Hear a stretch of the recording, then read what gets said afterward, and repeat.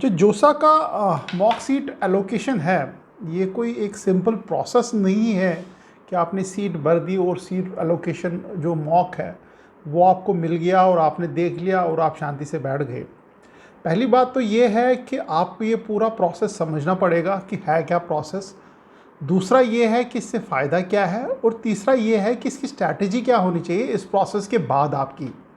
मान लीजिए mock list 1 आ गई, मॉक लिस्ट 2 आ गई, उसके बाद आपकी स्ट्रैटेजी क्या होनी चाहिए आने वाले राउंड्स के लिए, या उसमें करना क्या है। आज का वीडियो बेसिकली 2 हिस्सों में मैंने बांटा हुआ है। एक तो है कि आपको मैं एक्सप्लेन करूं कि मॉक जो सीट एलोकेशन है जोसा की, वो है क्या, उसका पर्पज़ क्या है, स्टूडेंट को क्या बेनिफिट मिलेगा उससे, और स्टूडेंट कैसे उससे फ़ायदा उठा सकते हैं।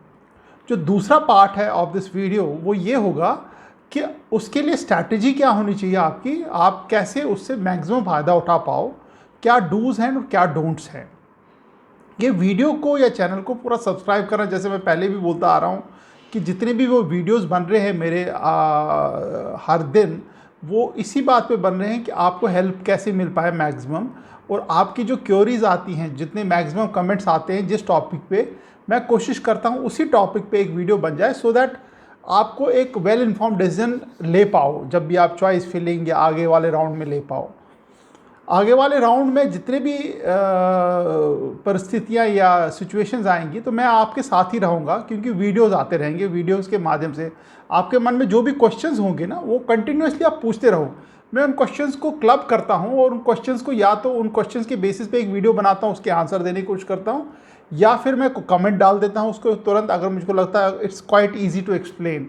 मान लीजिए 2 कॉलेज के बारे में पूछ रहा हो तो it's quite easy to explain, तो क्विकली कमेंट डाल दिया, या फिर जितने भी मैक्सिमम कमेंट आते हैं किसी एक टॉपिक पे, और उसके ऊपर एक वीडियो बन जाता है। जैसे मुझे पिछले 3-4 दिन से मॉक सीट एलोकेशन के ऊपर आ रहा है, तो मुझे लगा एक वीडियो बनाना चाहिए।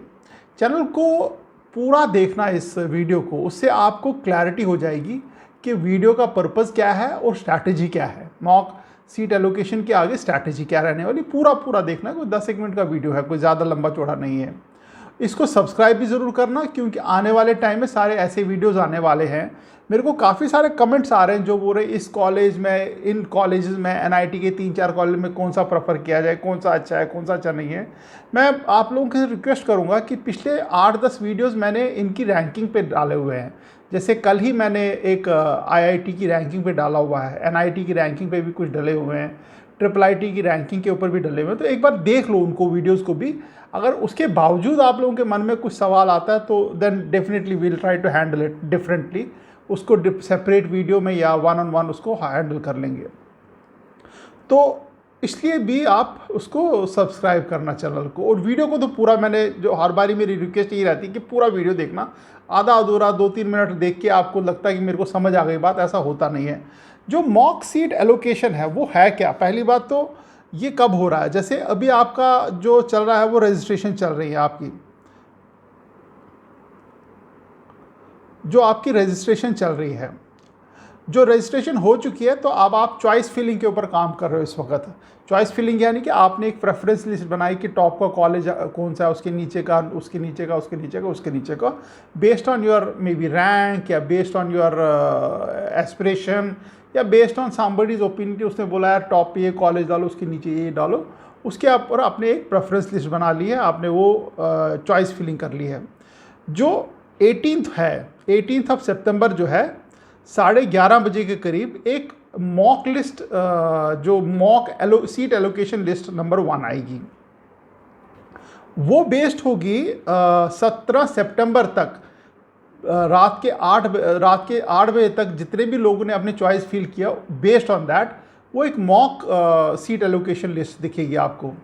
उस मॉक सीट एलोकेशन का पर्पज़ क्या है, ये पर्पज़ ये है कि आपको एटलीस्ट दिखाया जाए कि आपको कोई सीट मिली है कि नहीं मिली है। जो ही वो लिस्ट डिस्प्ले होगी, आपको लॉगिन करोगे तो आपको दिखेगा कि आपको सीट अलॉट हुई है कि नहीं हुई है। तो उसका पर्पज़ ये है कि आपको कुछ एटलीस्ट कुछ मोटिवेशन दे या इंडिकेशन दे कि आपको सीट मिली है। अगर नहीं मिली है तब भी आपको एक आइडिया लग जाएगा कि मेरे को क्यों नहीं मिली है।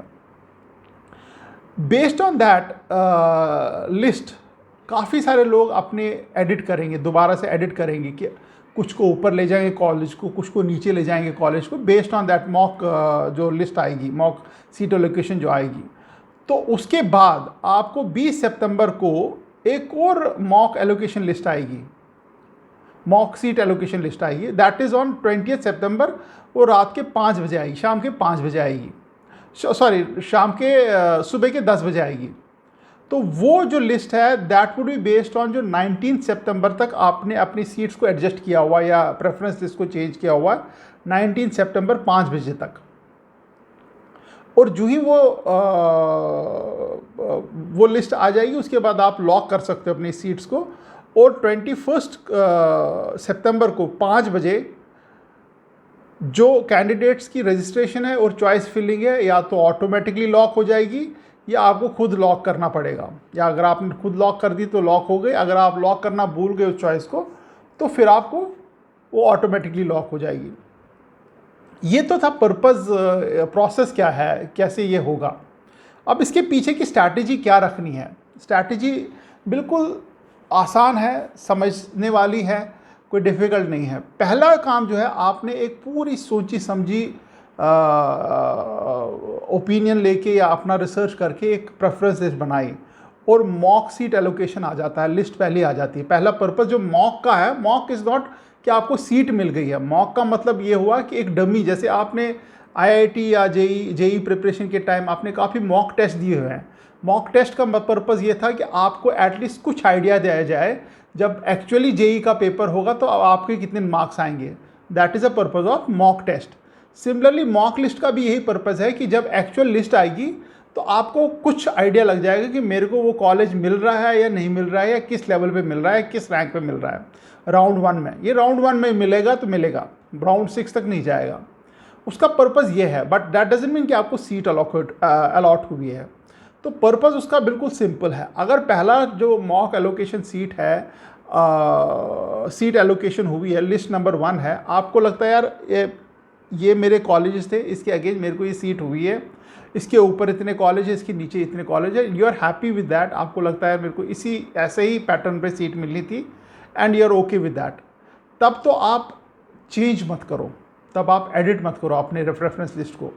But that is another opportunity, आपके लिए एक अपॉर्चुनिटी है देखने के लिए यार इस राउंड में मेरे को सीट नहीं मिल रही है, क्यों नहीं मिल रही है, जबकि मेरे को सीट मिले।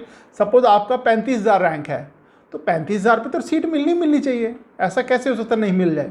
या मान लीजिए इवन 60,000 भी है, फिर भी कोई ना कोई कॉलेज में तो आपको सीट मिलनी चाहिए, ऐसा तो नहीं हो सकता नहीं मिले। तो फिर आप रीलुक करो इनटू द कॉलेजेस कि देखो यार कहाँ पे मैंने गलत तो नहीं डाल दिया कुछ ऐसा जो मेरे को राउंड 1 में सीट ही नहीं दिख रही है मिली हुई।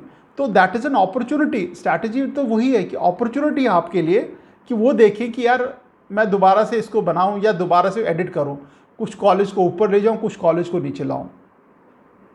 ये एक अपॉर्चुनिटी बनती है। अगर आपको लगता है कि यार अब ये ठीक हो गया, तब आप उसको वैसे रहने दो। अब जो मॉक लिस्ट 1 निकलती है वो ज़्यादा एक्यूरेट नहीं होती, क्योंकि काफ़ी सारे बच्चे अभी चॉइस फिलिंग कर रहे होते हैं, काफ़ी सारे बच्चे अभी सबमिट किया ही नहीं होता है, और काफ़ी सारे बच्चे वेट कर रहे होते हैं जब पहली मॉक लिस्ट आएगी तो उसके बाद हम दोबारा एडजस्ट करेंगे।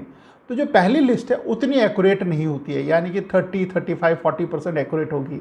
तो जो भी आपको कॉलेज मिल रहा है या नहीं मिल रहा है उसको थोड़ा सा आप you can take with a pinch of salt, क्योंकि वो उतनी एक्यूरेट नहीं है, क्योंकि 25, 30, 40% ही एक्यूरेट होगी वो। अब आते हैं जो ही बाकी बच्चे एडिट करेंगे, बहुत सारे 80-90% बच्चे जो है एडिट करेंगे अपनी लिस्ट को, अनलेस अनटिल आपकी जो बिल्कुल टॉप रैंक पे हो, तो आपको मालूम है इस रैंक पे मेरे को ये कॉलेज मिलने वाला है। इसमें सबसे बड़ी चीज़ जो स्ट्रैटेजी है वो ये है कि जब भी आप एडिट करो, आप दोबारा से लास्ट ईयर का opening and closing rank college और ब्रांच के ज़रूर देखना। बेस्ड ऑन दैट आप दोबारा एडिट करो, उसको आप आपस में देख के एडिट करो, क्योंकि ऐसा ना हो कि कोई कॉलेज आपका ले लिया, क्योंकि बहुत सारे बच्चों का जो पैटर्न होता है वो बोलते हैं एनआईटी त्रिची, फिर computer science, NIT Trichy civil, NIT Trichy metallurgy, this, तो एनआईटी त्रिची की सारी ब्रांचेस दे दी। But that is a wrong preference list.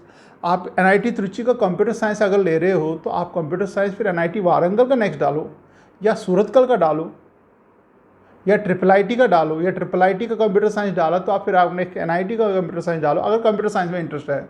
आप एक कॉलेज को लेके फिर उसी के सारे ब्रांचेस डालोगे तो आपकी प्रेफरेंस लिस्ट गलत हो जाएगी, क्योंकि हर एक ब्रांच का ओपनिंग एंड क्लोजिंग रैंक काफ़ी डिफरेंट है। मान लीजिए NIT त्रिची का जो क्लोजिंग रैंक है कंप्यूटर साइंस का वो 3000 है आउटसाइड स्टेट, बट सिविल का 15000 है, यानी कि गैप है। तो इसलिए वो गलती मत करना। लास्ट ईयर का ओपनिंग एंड क्लोजिंग बैंक ज़रूर देखना आप, बेस्ड ऑन दैट आप अपनी प्रेफरेंस लिस्ट मिलिए। फिर आता है लिस्ट नंबर 2। अब सब बच्चों ने ऑलमोस्ट 80-90% बच्चों ने अपनी एडिट्स कर दिए हैं, अपने चॉइसेस चेंज किए हैं। तब लिस्ट नंबर 2 आती है, मॉक लिस्ट नंबर 2 आती है। वो 60-70% एक्यूरेट होती है। इवन इफ उसमें आपको कॉलेज मिला हुआ है, हो सकता है कि आपको राउंड 1 में कॉलेज ही ना मिले। आप परेशान हो जाएंगे, यार मॉक में तो मिला था, यहाँ पे क्यों नहीं मिला। उसका भी रीज़न बताता हूँ। हो सकता है कि आपको मॉक लिस्ट में कॉलेज ही नहीं मिला हो, राउंड 1 में मिल गया हो कॉलेज, जो ही आपका एक्चुअल लिस्ट आएगी राउंड 1 की तब मिल जाए। तो वो कैसे हो सकता है वो भी मैं बताऊँगा। So coming back to the topic again, जो मॉक लिस्ट 2 आएगी उसके बाद आप क्विकली देख लो, कोई चेंज करने की ज़रूरत नहीं। Again go back to opening and closing rank of last year, उससे आप उसको दोबारा से एडिट करो। Don't take this mock list जो आ रही है, मॉक सीट एलोकेशन लिस्ट जो आ रही है, लाइटली। इससे काफ़ी कुछ आपको सीखने को मिलेगा, एडजस्टमेंट करने को मिलेगा। आप लोगों के मन में कुछ और भी सवाल हो सकते हैं इसके बारे में, तो आप मेरे को पूछो तो I will try to answer it. अब ऐसा कैसे हो सकता है कि यार मॉक लिस्ट में तो कॉलेज नहीं मिला और एक्चुअल जो राउंड 1 में आई लिस्ट तो उसमें कॉलेज मिल गया? इसका रीज़न ये है कि बहुत सारे बच्चे जो है एंड मोमेंट तक अपना एडिट करते रहते हैं। यानी कि बहुत सारे 15-20-30% बच्चे जो है मॉक लिस्ट 2 आने के बावजूद भी उसमें कुछ ना कुछ एडिट कर रहे होते हैं, कुछ ना कुछ चेंजेस कर रहे होते हैं, क्योंकि changes are allowed till you submit it. Changes are allowed till जब उसका डेट ख़त्म हो जाता है। तो बहुत सारे बच्चे ऊपर नीचे कर रहे होते हैं, दैट इज़ वन।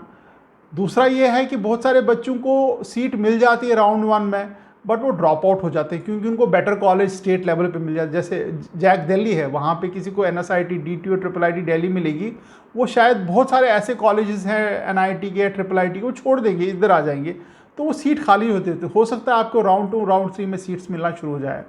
तो इसका मॉक जो सीट एलोकेशन है, वो एक it's a good indication for you कि आप कहाँ पे बैठ रहे हो, ऊपर नीचे, आपको सीट मिल रही है नहीं मिल रही है, राउंड 1 में मिल रहा है नहीं मिल रहा है। बट अगर आपको मॉक एलोकेशन सीट एलोकेशन में सीट नहीं मिल रही है और राउंड 1 में भी नहीं मिल रही, दैट डजंट मीन कि आपको राउंड 2, 3, 4 में नहीं मिलेगी, क्योंकि काफ़ी सारे बच्चे जो हैं ड्रॉप आउट हो रहे हैं बीच में। रीज़न मैंने बता दिया कि outside JoSAA there are many other colleges जहाँ पे बच्चे जाते हैं, जहाँ पे जैसे बिट्स है, bits it's a top notch college. बहुत सारे बच्चे IIT छोड़ के चले जाते हैं वहाँ पे।